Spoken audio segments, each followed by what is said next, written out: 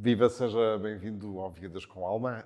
De novo estamos consigo e com uma alma nova que vem aqui ter connosco, e desta vez trazemos-lhe uma alma de outro continente. Padre Javier Mesa, muito obrigado por estar connosco. Mesa. Mesa, Mesa. correto. Muito obrigado. E por ter trazido consigo, trouxe a sua alma também lá de longe, uma alma a caminho. A caminho. Mas a caminho por quê? Porque o homem sempre se vai como recriando, certo? Nunca estamos prontos. Sempre temos alguma coisa para aprender, alguma coisa para ensinar. Sempre temos como uma surpresa, uma novidade de Deus, que o Papa Francisco fala muito sobre isto, certo? Sobre a novidade que o homem tem que estar aberto para os sinais de Deus na nossa vida. Muito bem, muito bem.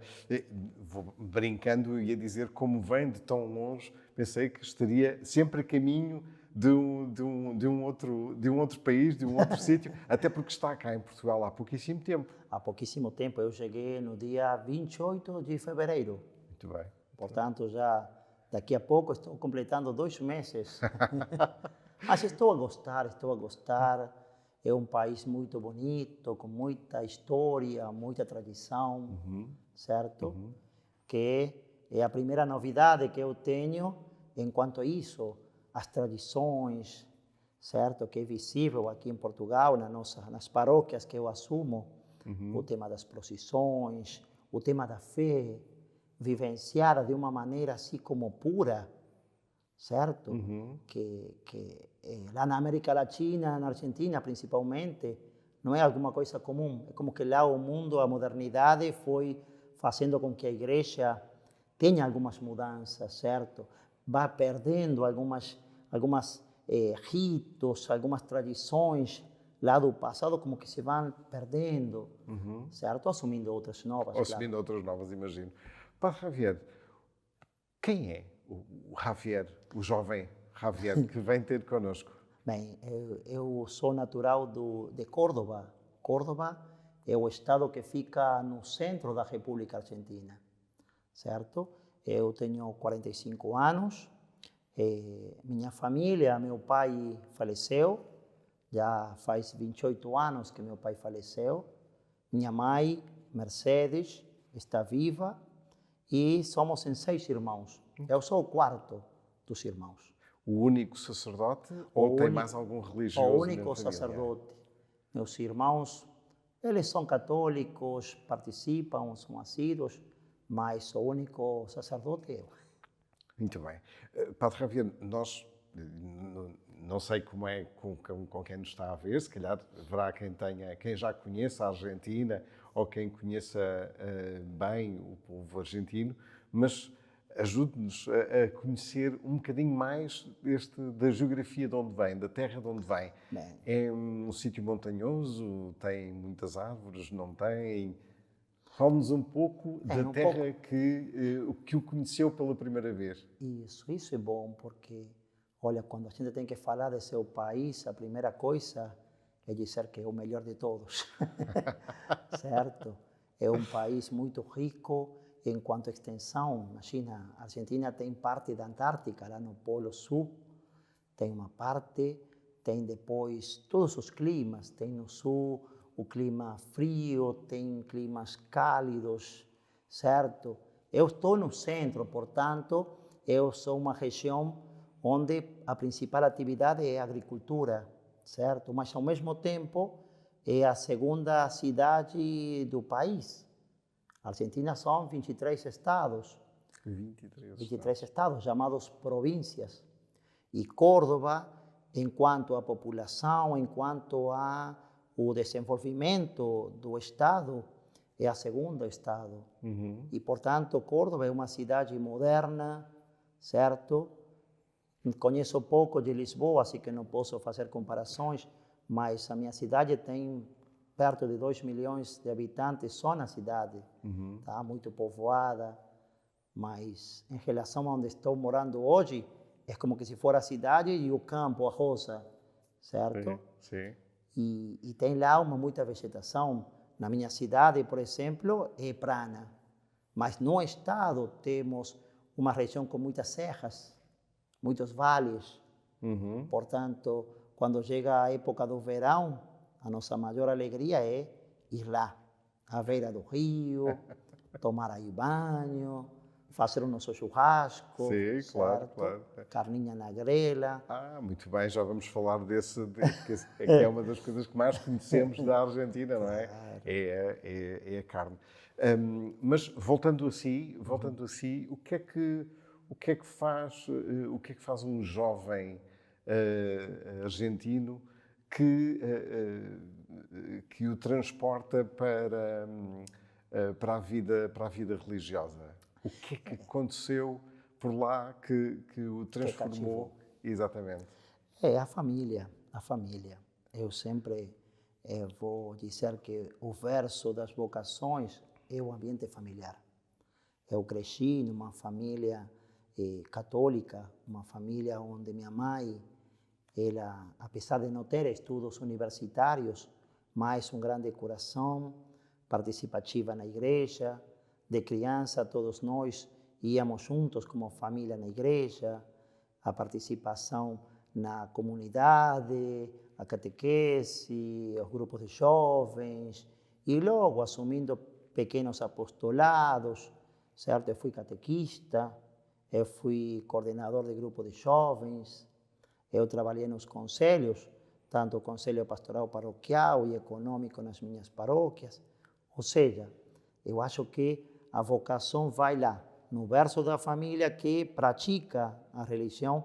Deus é presente na nossa família e, portanto, eu, estando ali, é como que fui disponível ao agir de Deus na minha vida. O pedir, quando se pede responsabilidades a um jovem para estar presente nas necessidades da sua paróquia, isso ajuda a fazer crescer a vontade, ou pelo menos se ajuda ao questionamento da vocação. Sim, sim. Mas aí está o problema, geralmente, que o jovem é sempre considerado como uma mão de obra.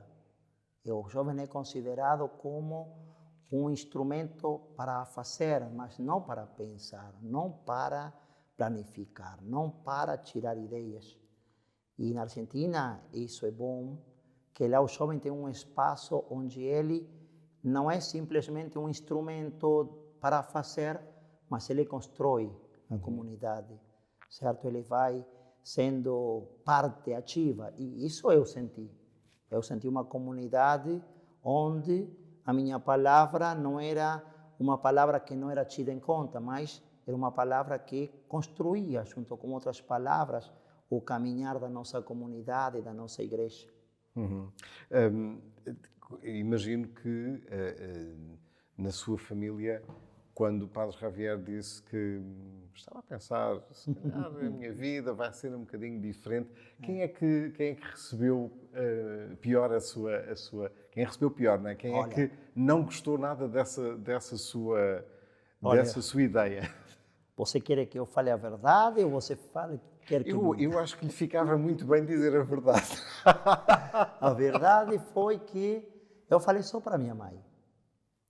Meus irmãos só ficaram sabendo quando eu estava no seminário. Por quê? Porque meu pai tinha falecido, certo? E eu morei com minha mãe alguns anos, eu e ela sozinhos na casa. Meus irmãos, cada um com seu trabalho, com sua família. E aconteceu que... Isto significava que ela ia ficar sozinha, não é? E, portanto, os irmãos, que quando um irmão toma conta da mãe, certo? Os outros irmãos fazem isto. E quando você diz, eu vou embora, começam as reclamações. E eu precisava de liberdade para tomar um discernimento tão importante para a minha vida, certo? Então, eu conversei com minha mãe. Minha mãe, num primeiro momento, não gostou muito, mas eu compreendo ela porque éramos tão unidos, compartilhávamos tudo, e de repente ela sentir que aquela mão direita que ela tinha não estaria mais, cria para ela como uma dor. Mas logo ela entendeu, compreendeu, apoiou-me. E de fato, quando eu disse para ela, mãe, eu fui aceito no seminário, vou iniciar a minha formação, ela ficou feliz. E quando eu entrei no seminário, é que meus irmãos ficaram sabendo. Muito bem. Mudando o assunto também para uma coisa que eu acho que pode ser interessante, é do que é que o Padre Javier, desde que chegou a Portugal, sente mais falta em termos de, por exemplo, de cozinha, da alimentação? O que é que não encontra em Portugal e que lhe recordaria se houvesse tanto a sua terra? Mas eu sou sincero, a carne de vaca. Você vai uma família e a família é peixe, certo? É carne de porco, é carne de ovelha, é carne de pato, é carne de coelho. Mas na Argentina somos abençoados porque as nossas terras, principalmente todo o que é Buenos Aires, Córdoba, toda a região pampeana, são zonas ricas na produção de gado, bovino, de vacas, e, portanto, eu estou acostumado a uma dieta na qual, dos 7 dias, 4 é vaca. E sempre de boa qualidade. E boa qualidade, cara. Você faz um bitoque lá, não um bitoque tipo hóstia, mas um bitoque tipo um dedo, 2. Ui, isso é muito, muito, muito bom, muito bom, muito bom. Padre Javier, tenho aqui duas imagens que lhe queria mostrar. Tá bom. E queria, por favor, quando lhes desse, para quem nos está a ouvir também na rádio, depois pudesse dizer o que é que está a ver e mostrar também. E o que lhe queria perguntar com estas imagens era, para ir de férias, para se afastar do seu trabalho, qual destas duas é que escolheria? A primeira. A primeira. Mas pode mostrar, por favor, e dizer... Portanto, uma é praia, não é? Portanto, é ambiente de praia e o outro ambiente de campo, bosque. Eu gosto da praia. E porquê? Porque... As praias portuguesas ou uma praia... Ainda não conheço as praias de Portugal, mas eu tenho muita vontade de conhecer. Acontece que eu, na minha formação, porque eu sou religioso da congregação rogacionista, a minha formação quase completa, 7 anos da minha formação foram em Brasil.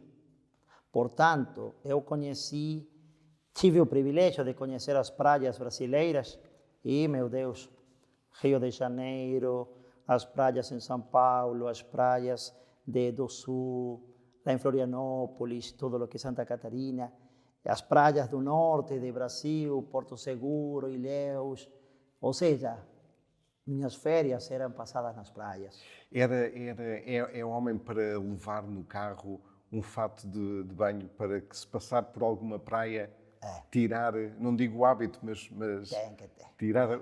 Mas eu aprendi, por exemplo, a Argentina ainda é um pouco, como posso dizer, utiliza calção o argentino quando vai na praia, mas em Brasil não.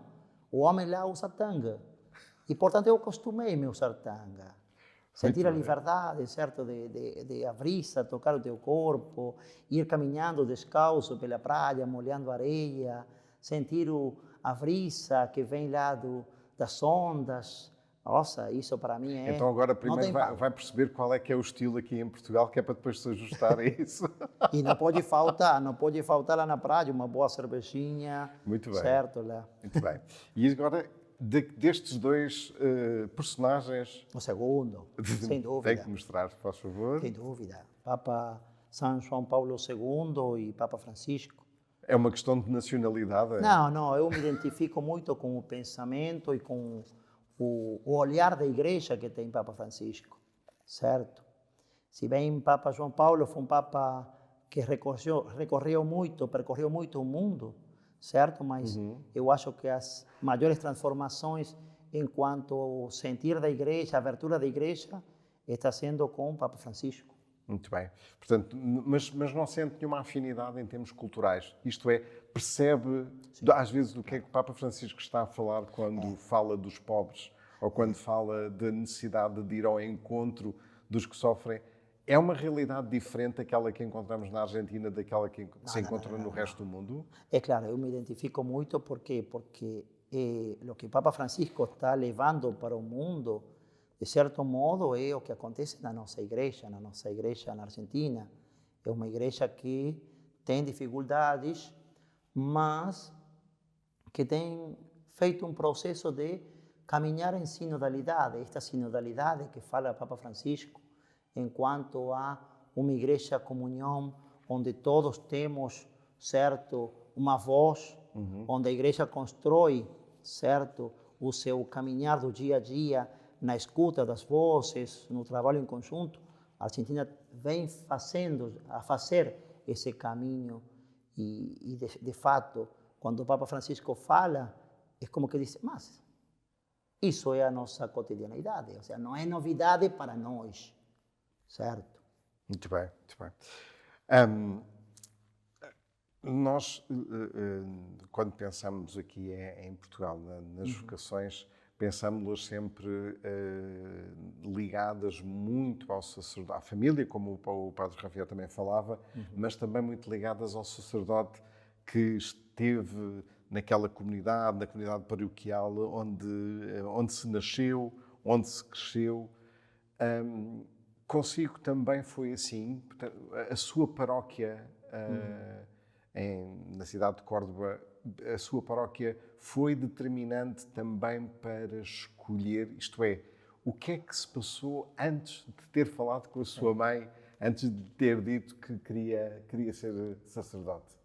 Olha, no meu caso particular, não foi uma identificação com algum sacerdote, ou seja, não foi como uma espécie de referencial que era para mim o sacerdote.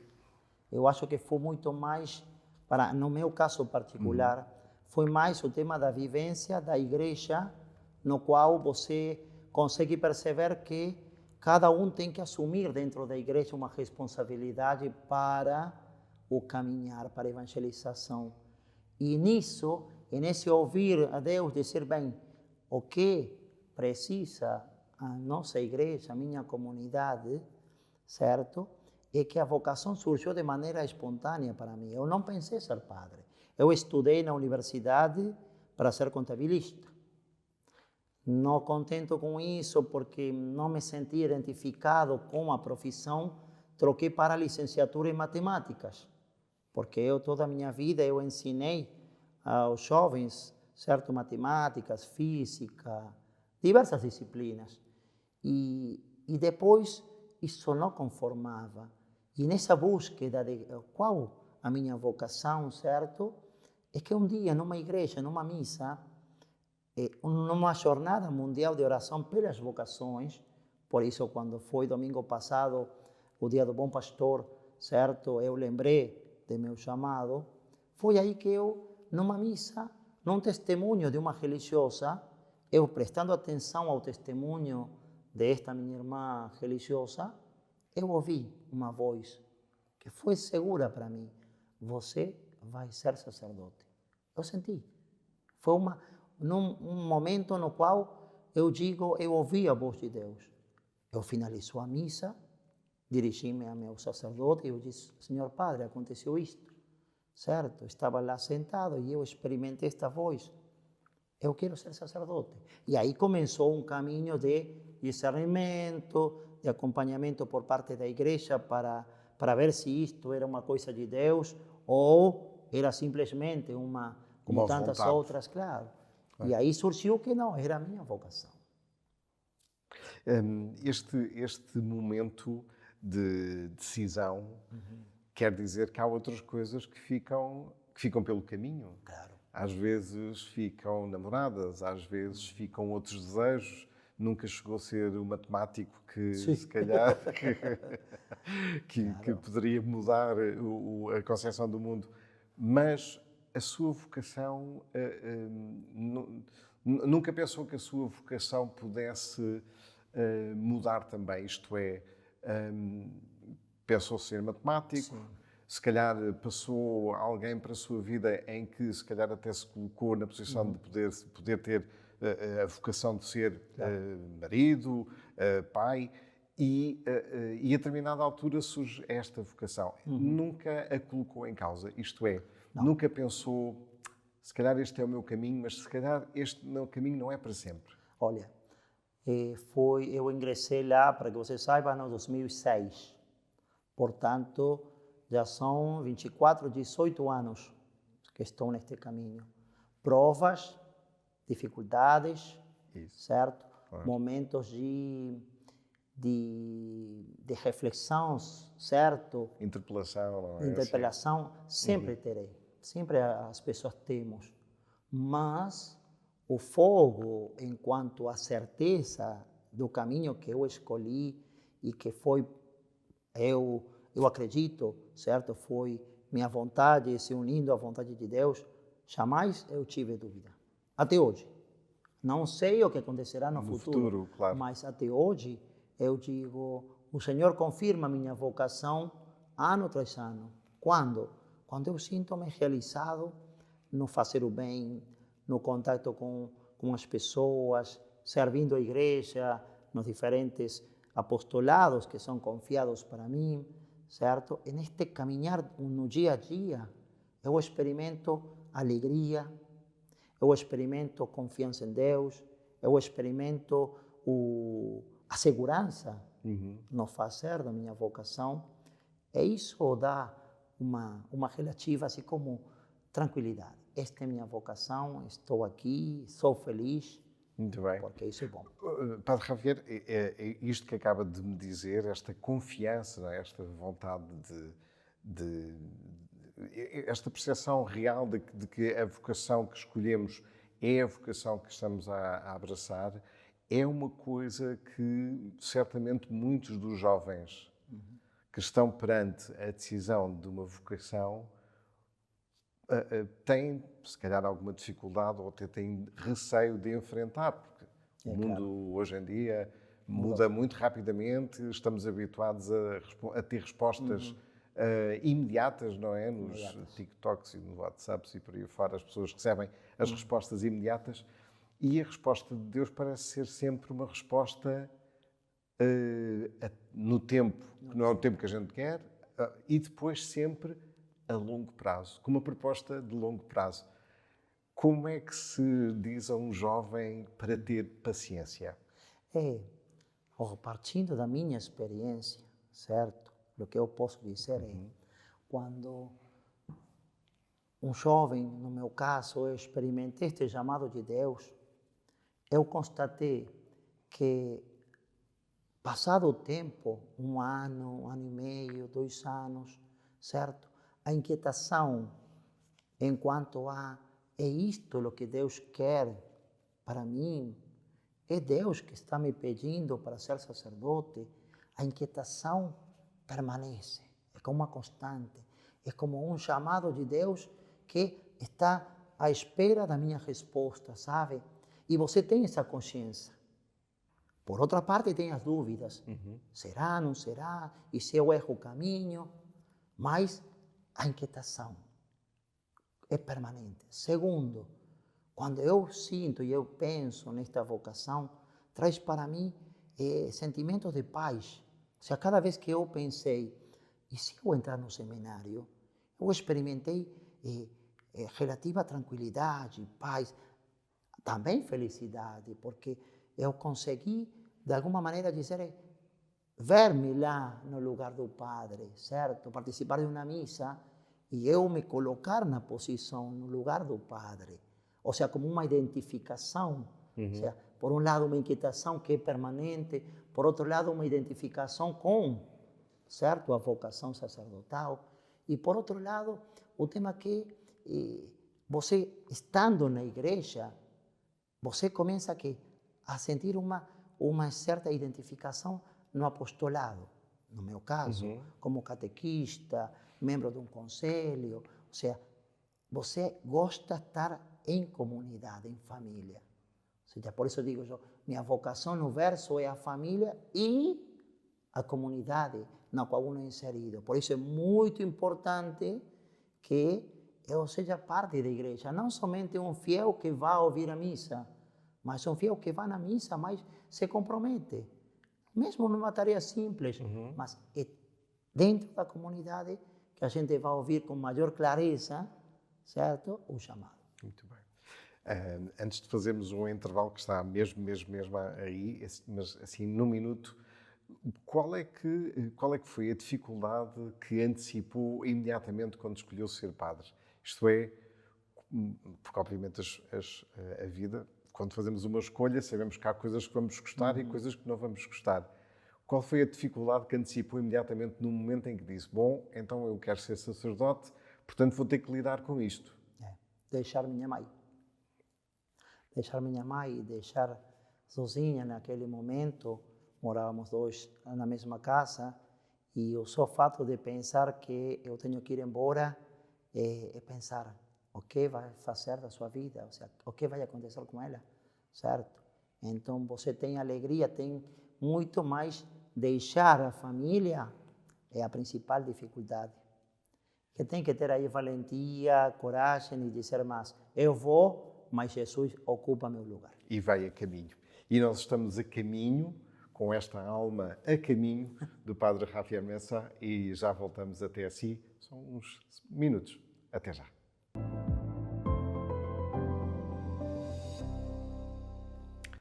Viva, seja bem-vindo de novo. Estamos com a alma a caminho do Padre Javier Messa, e a quem agradeço imenso de ter vindo até aqui. Felizmente não veio diretamente da Argentina para cá, não é? Mas aproveito para lhe perguntar, Padre Javier, já percebemos de onde nasceu, onde são as suas origens, como nasce e como progride a sua vocação, mas como chega a Portugal? Bem, que missão o traz a Portugal também? Eu fui ordenado sacerdote no ano de 2015, certo, na Argentina, mas eu continuei a trabalhar lá em Brasil um tempo, voltei para a Argentina, assumi lá uma tarefa em Buenos Aires, numa comunidade que tem a nossa congregação, certo, em Campana, uma cidade dentro de Buenos Aires, como vicário paroquial, animador vocacional, e depois eu fui transferido para Córdoba, meu estado, onde eu assumi a paróquia, onde eu fui batizado. É um privilégio, certo? Fazer batismo onde eu fui batizado. Ali fui párroco por 6 anos e eu tinha um desejo que eu conversava em diálogo com meu superior provincial. Meu desejo era estudar, certo?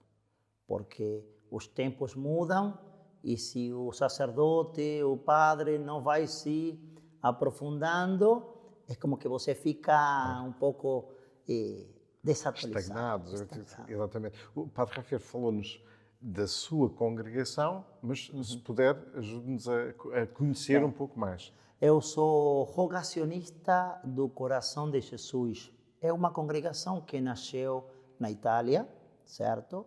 O nosso santo fundador, que sempre levamos conosco, Santo Aníbal Maria de França, certo? Nasceu em Messina, no 1851, e o nosso fundador deixou para nós uma grande herança, um carisma, chamado o Rogate. Rogate, ou Rogate também chamado, no qual Santo Aníbal encontrou um mandato de Jesus que é orar pelas vocações, certo? Orar pelas vocações porque no mundo onde estamos, a messe é grande, mas os operários, os trabalhadores são poucos. E Jesus ordenou, rogai, certo? E isso também implica o tema de ser nós bons operários nesta messe do Senhor. E nesta congregação eu pedi estudar e o meu provincial tinha assumido no ano passado, ano 2023, Portugal como uma casa que se anexou à nossa província, à nossa jurisdição provincial, que compreende Argentina, Paraguai, Brasil e agora Portugal. Estes 4 países formamos uma província, uma circunscrição. E ali eu pedi estudar e surgiu a proposta de Portugal.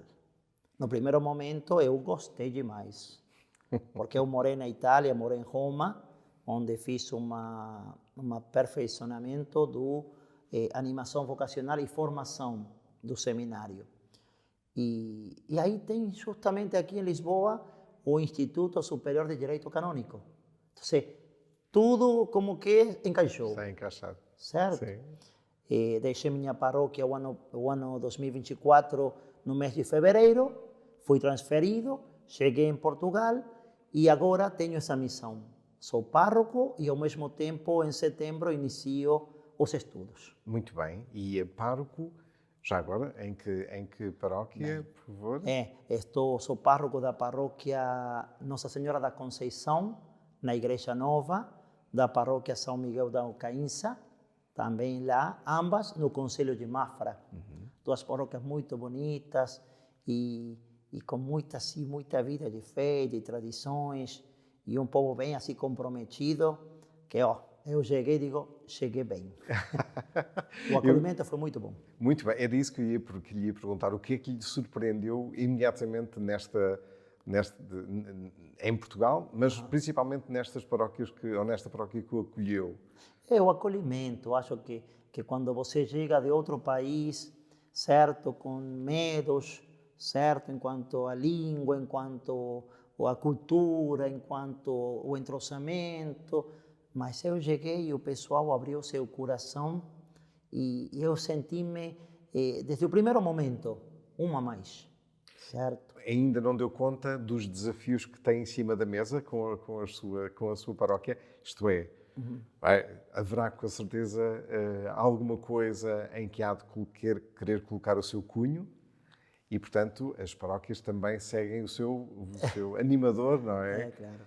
Imagina, na Argentina fiz um belo trabalho lá com esta estrutura sinodal, onde os conselhos pastoral paroquial, o conselho econômico, caminham aceitados um com o outro, onde o pároco consegue ter assim como os dois braços, certo? O braço da pastoral, o braço financeiro. E, esse é um desafio para mim criar, certo? E melhorar este funcionamento para que a igreja tenha uma maior assim, abertura aos novos movimentos, associações, grupos. Mas eu disse para o pessoal que é uma convicção que eu tenho.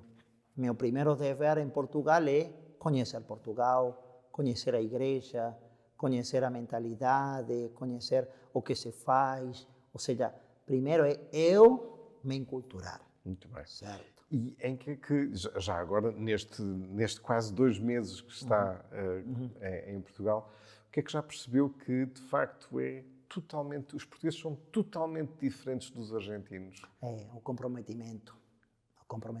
Por exemplo, a Argentina, de segunda a sexta, você tem missas, de segunda a sexta, você tem diferentes apostolados, a igreja constantemente está aberta, o cartório abre, digamos, toda semana, as pessoas buscam a igreja, e aqui eu vejo como que a igreja no dia sábado se concentra, toda a atividade católica se concentra no sábado, certo? As catequeses, os grupos, certo? Como que deixam assim para o sábado. Esse foi um impacto no primeiro momento. Mas logo você começa a perceber que não é que não quer, mas a rotina daqui. A rotina do dia não o está organizada dessa estudo, forma. o trabalho, que precisa de um tempo, é como que é outra realidade. E para si é um desafio também, não é? Porque há uma maneira diferente de ter que olhar para uma realidade que não é aquela que o Padre Javier conhece, não é? Por isso o pessoal sempre fala para eles, primeira coisa que eu disse quando o nosso bispo, Dom Joaquim, tomei posse, eu disse para as comunidades, pessoal, eu não venho trazer novidade, mas eu venho a caminhar com vocês, eu quero conhecer vocês e juntos, certo, pensar de que maneira abrir algumas portas, janelas, certo, para que ar novo ingresso. Vai entrando. Padre Javier, nestas geografias diferentes onde já esteve, com certeza que já aconteceram coisas insólitas, não é? Acontecimentos um bocadinho diferentes do que aquilo que estaria à espera. Eu imagino que nem sempre toda a gente o identifique como sacerdote, quer dizer, porque imagino que nem sempre anda de cabeção, ou nem sempre, até porque provavelmente é uma pessoa bem disposta, que estou a imaginá-lo a conviver com os jovens de forma muito entusiasta. Já aconteceu não perceberem que era sacerdote e brincarem ou estarem consigo de uma forma... Já aconteceu. Menos, não digo menos correta, mas não em conformidade, vamos dizer Já aconteceu. assim. Vou contar uma anedota para vocês. Eu sou uma pessoa que, tanto na Argentina, em Brasil, sobretudo em Brasil, eu sempre digo, eu sou argentino, mas a minha formação completa foi em Brasil. Portanto, o jeito da igreja de Brasil ficou muito, como posso dizer, como a flor de pele, certo? E na Argentina eu como que essa mistura dos dois países é como que é o que forma. E nesse senso, eu penso que nós padres temos que estar em todos os ambientes, certo? Porque eu não posso me conformar com que a igreja tenha 50 pessoas, todo domingo 50 pessoas.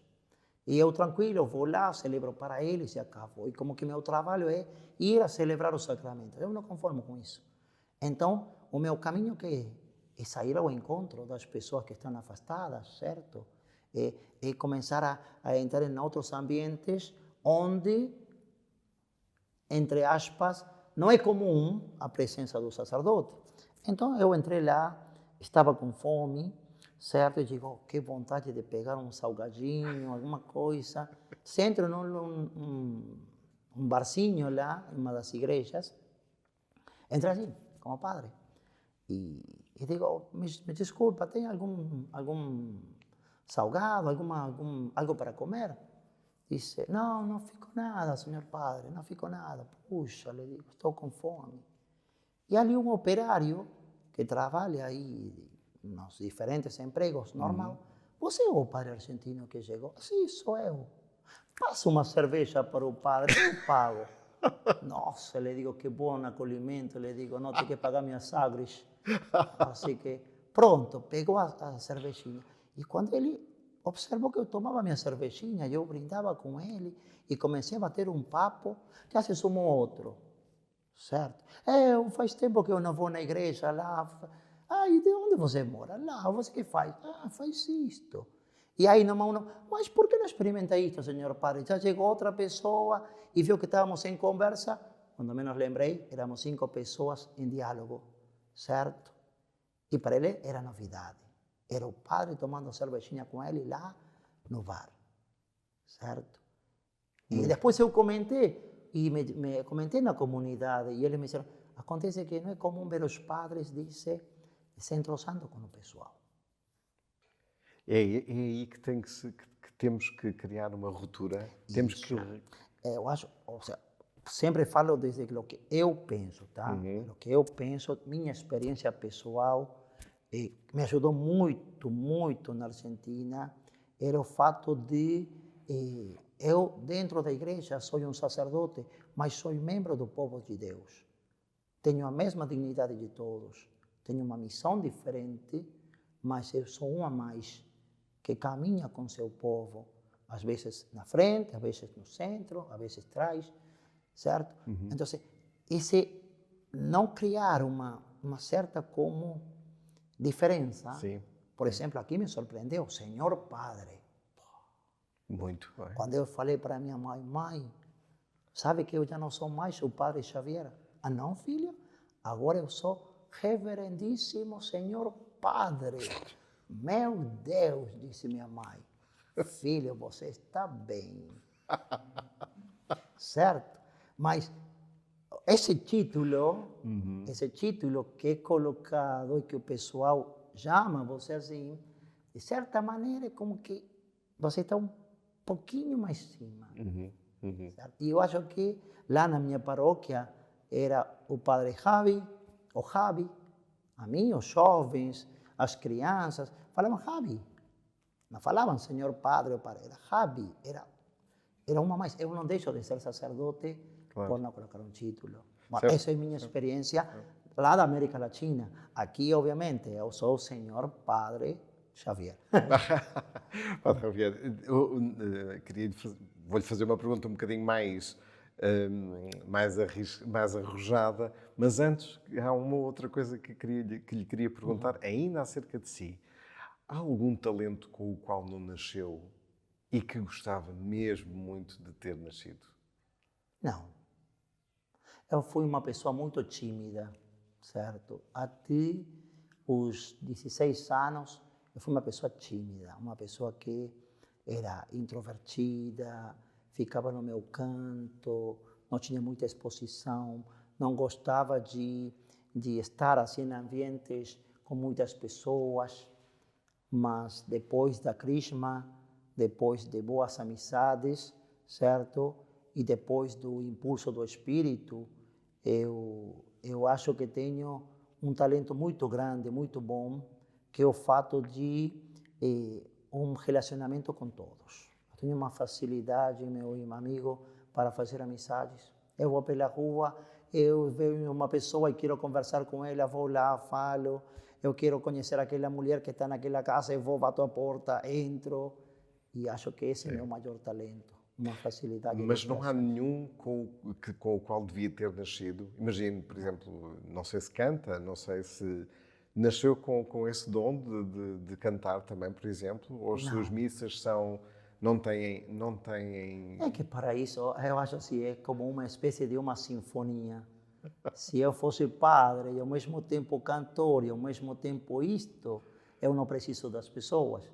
Eu acho que hoje, sinceramente, assim, não sinto uma falta de algo, certo? Eu acho que sou consciente daquilo que é meu e que eu posso oferecer ao outro. Mas, ao mesmo tempo, isso cria em mim uma necessidade de contar com pessoas que cantem, contar com pessoas que sejam boas nesta área. Ou seja, para quê? Para não ficar tudo centrado em mim. Ou seja, eu sou. Não, eu sou uma a mais.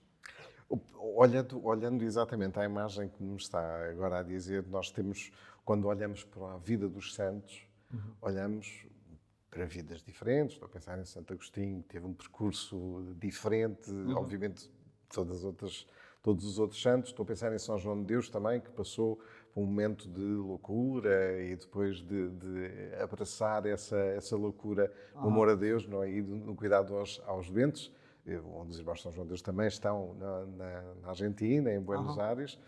Mas queria lhe perguntar se, para si, qual terá sido o santo que arriscou mais naquilo que é o contacto com os outros, não é? Eu estou a lembrar que São João de Deus, por exemplo, tinha, às sextas-feiras, conta isso na biografia dele, que se dirigia às casas de prostituição no sentido de tirar haveria quem dissesse que esse momento era um momento de tentação, era um momento muito arriscado.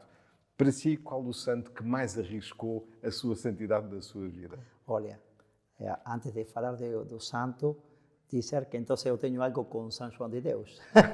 Temos algo em comum, ou seja, a gente é capaz de ver a necessidade de se insertar em ambientes onde tem pessoas que precisam de Deus. Sem olhar para si, não é? Sim. Mas meu santo é sempre meu fundador. Se acho que se eu, como padre rogacionista, não vejo a vida de meu fundador como um modelo, eu seria um pouco ingrato, injusto. Por quê? Porque quando eu conheci a vida de Santo Aníbal, eu me identifiquei com ele.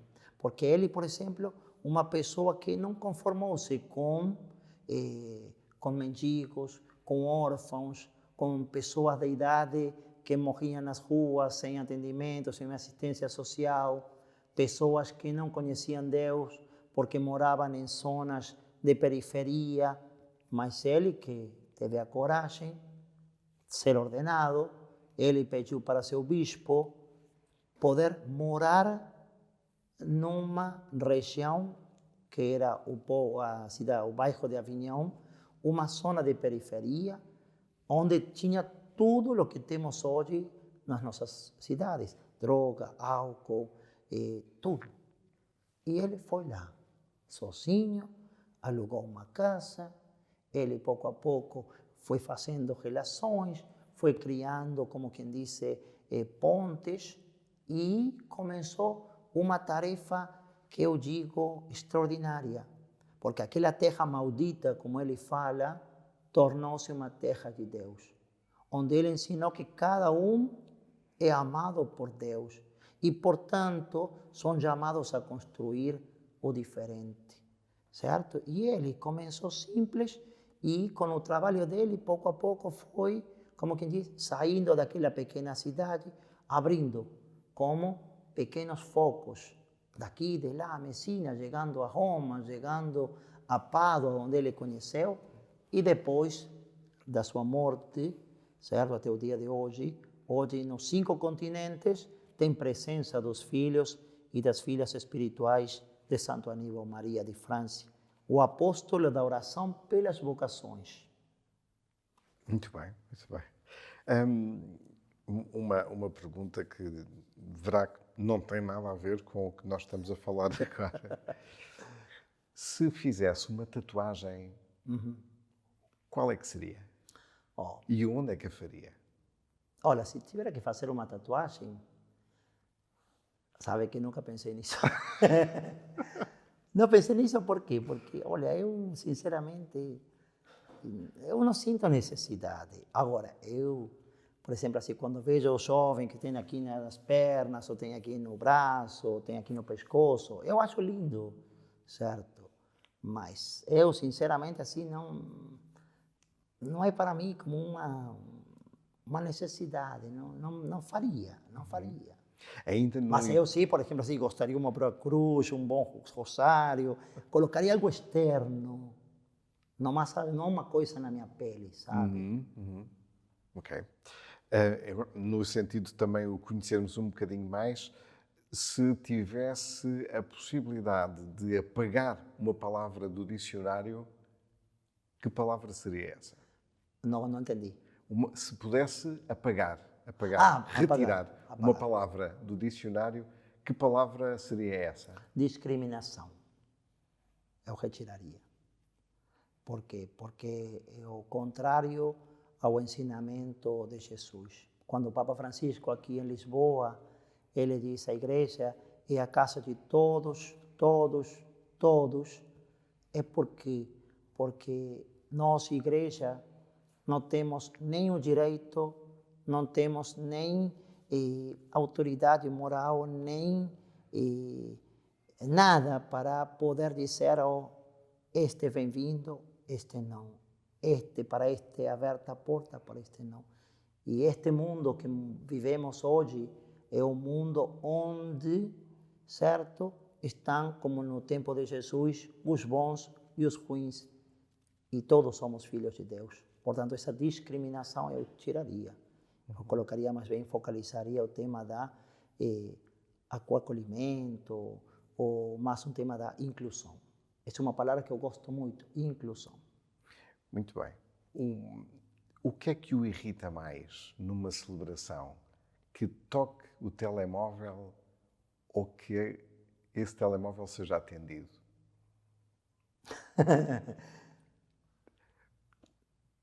Sabe que não. Ou seja, eu tenho missa, certo? E para que não aconteça isso, como fazemos na Argentina, antes o padre disse: meus irmãos, olha, por favor, vamos a iniciar a missa. Eu peço que todos aqueles, por favor, olhem seu telemóvel, por favor, desligue. Então, aí acabou o problema, certo? Mas se toca, não me molesta, não me incomoda. Não incomoda? Não. Pode ser que seja Deus a chamar alguém.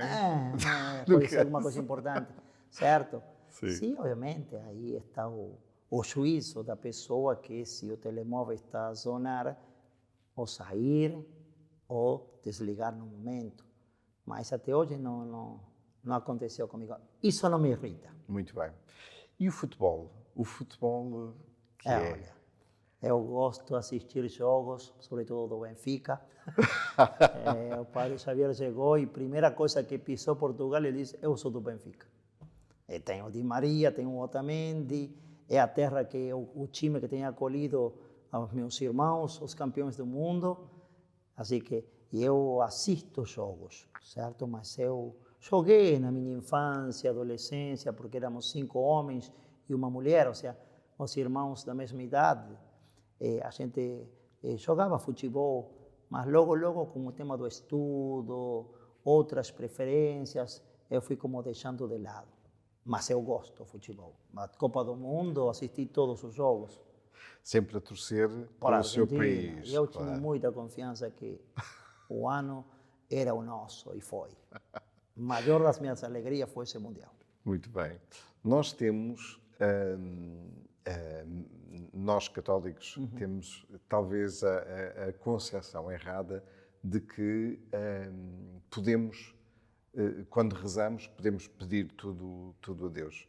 E antes de lhe fazer a pergunta, nesta onda do pedido, vou pedir a quem nos está a ouvir e a quem nos está a ver que não se esqueça que na próxima semana temos um novo programa de Vidas com Alma e, portanto, peço-vos que voltem à antena, voltem a ver o programa para ver qual é a nova alma que vem ter connosco. Assim, Padre Javier, e a aproximar-nos do final do programa, também peço que nos leve no coração, não é? Na sua caminhada, e agradeço muito de ter vindo connosco e que, no fundo, na sua paróquia, no seu próximo caminho, que nos leve também no coração.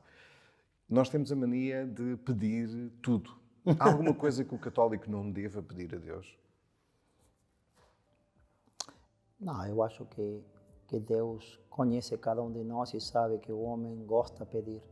Eu, antes que dizer que não deveria pedir, eu ensinaria a agradecer um pouco mais. Ou seja, junto com a minha oração, pedindo tudo o que eu quiser para meu Deus, mas ao mesmo tempo eu acho que incentivaria mais o tema de uma oração de agradecimento e uma alabança, certo?